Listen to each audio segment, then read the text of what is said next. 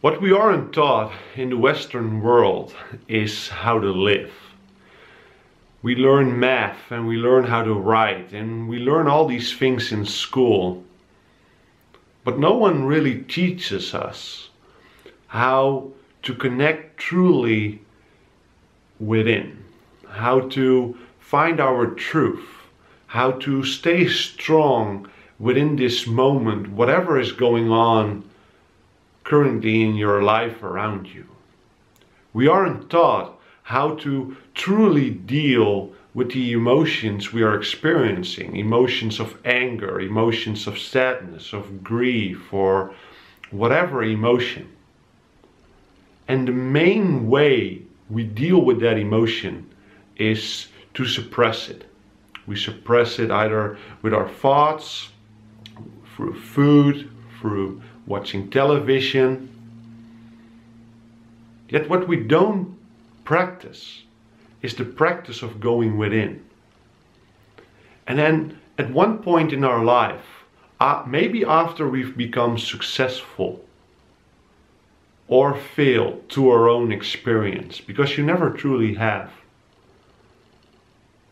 we get into a point of our life where we feel this feeling of being lost, not truly knowing who we are, not truly knowing what our mission is, not truly knowing what we're here for. And we go study mindfulness or Buddhism or whatever beautiful school there is with all their amazing teachings. But in the end, what it's all truly about is the practice of going within. And that is so much more about observing the feelings that you have and the energy you're holding in that particular present moment. Much more about observing than it is about thinking and creating from the head down. Letting your mind try to keep control, because it is always trying to keep control without us knowing. Most people are so imprisoned in their own minds because we live a certain way, and we get more imprisoned when we start following and start learning about how to become successful. When we start from a mindset of what is my morning ritual? How do I stay focused? How do I avoid procrastination? And how do I do and achieve?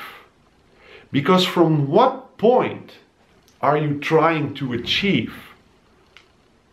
Are you trying to achieve from wholeness or from a certain emptiness inside of yourself that you are trying to fill? And I know this is a very confronting question, and probably your mind will take over. Your mind will go like, who is this dude? What is he talking about?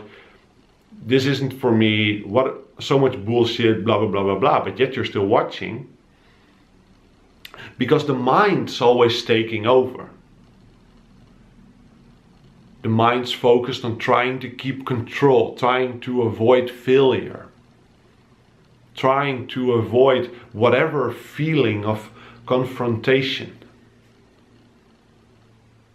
Yet if we understand that we are strong enough, that we can deal whatever is going on inside of ourselves or in our lives, we can close our eyes, and I'm inviting you to join me.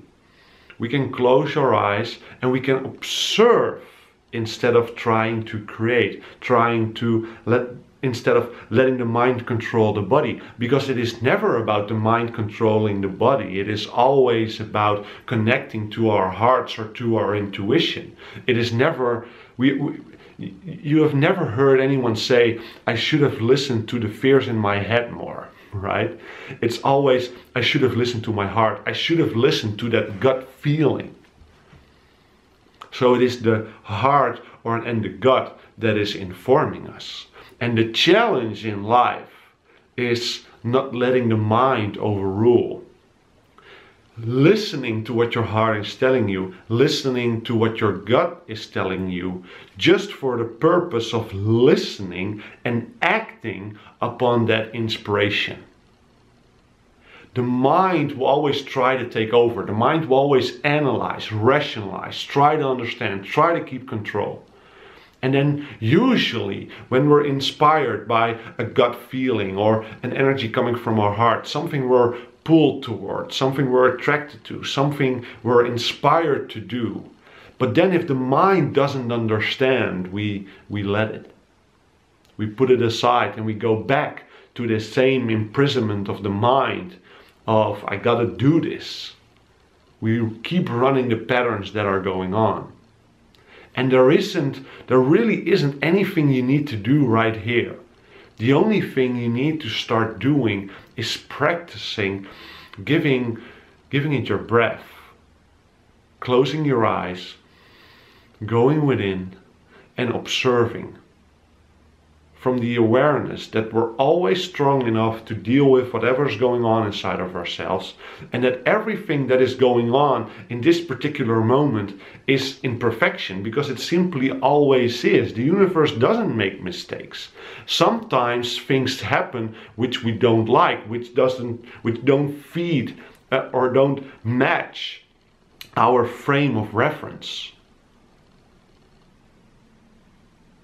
And it is in that moment when we connect to, what is this teaching me?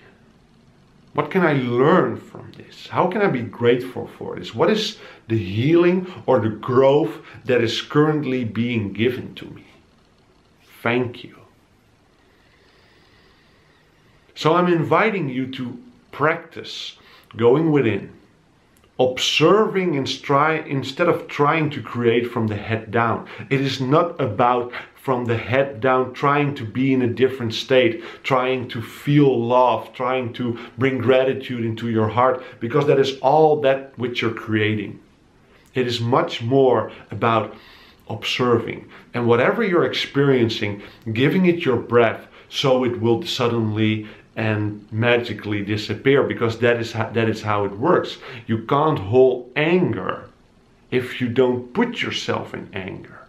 If you give it your breath, if you sit with it, if you completely surrender. Yes, that is what I'm experiencing, and I'm teaching you right here. Yes, thank you. What is this trying to teach me? Thank you. It is from that place you can set an intention. And by just setting an intention and breathing that new intention, from that intention of love, that intention of strength, that intention of power, of living your truth, about stepping into the strongest version of you. But you have to create that space first inside of yourself, by giving it your breath, by surrendering to whatever that you're feeling. And then setting an intention. And then intention setting is not about forcefully trying to create something either. It is by observing. An intention of love, an intention of strength, and then observing that love or strength that's already within you right now. So this is what we aren't taught in school, right? So I'm inviting you to join me on this journey where we start practicing, connecting, going within, living our truth, living in our true harmony. Really letting go of all the layers that are holding us back in a very subtle way. So we then can become who it is we are here for.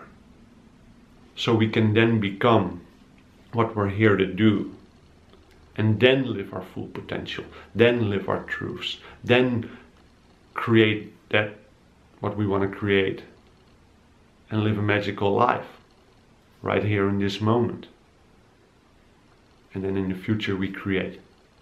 My name is Jesse van der Veld. That's a Dutch name. I live in Amsterdam, the Netherlands. And I'm inviting you on this journey. Thank you for watching, and I hope to see you again soon. Bye bye.